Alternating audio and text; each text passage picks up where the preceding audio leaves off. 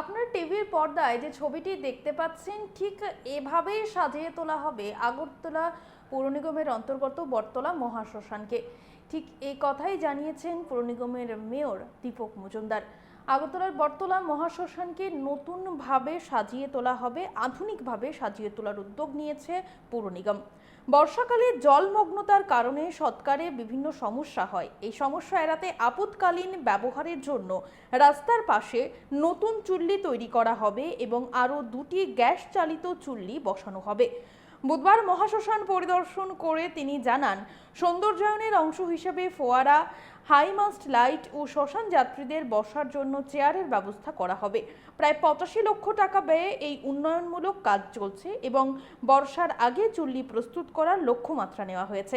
এছাড়াও মহাশ্মশানের ঐতিহ্যবাহী শিব মন্দির সংস্কার করা হবে।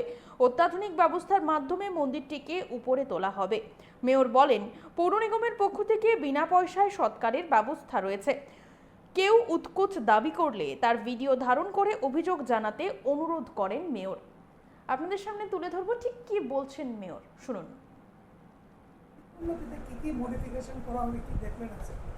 কিছু কিছু প্ল্যানিং আমাদের নেওয়া আছে, সেগুলি কাজগুলি কতটা হচ্ছে বা হয়েছে সেগুলো দেখার জন্য আজকে এসেছি।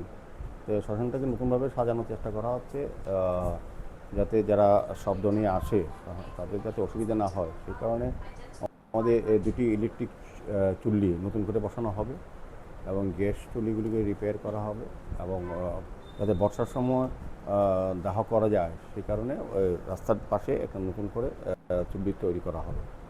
এইটা পরে না ভিতরে যেহেতু বর্ষার সময় জল ওঠে, রাস্তাগুলো একটু উঁচু উঁচু করা হচ্ছে, এখানে একটা ফোয়ারা ব্যবস্থা করা হচ্ছে, বসার জায়গা করা হচ্ছে এবং শিব মন্দিরটাকে যাতে ওঠানো যায় বা শিব মন্দির রাখা যায় এক জায়গাতেই, এভাবে সার্বিকভাবে এবং ঘাটলাটা নতুনভাবে তৈরি করা, সবটাই মানুষের যাতে সমস্যা না হয়, যারা শব্দ নিয়ে আসেন তাদের কথা চিন্তা করেই আলোর ব্যবস্থা করা হচ্ছে নতুনভাবে, আইমাস লাইটও লাগানো হচ্ছে। তাহলে সার্বিক দিকে আমি বলবো যে শ্মশানটা নতুনভাবে সাজানো হচ্ছে, এই বটতলা মহাশ্মশান।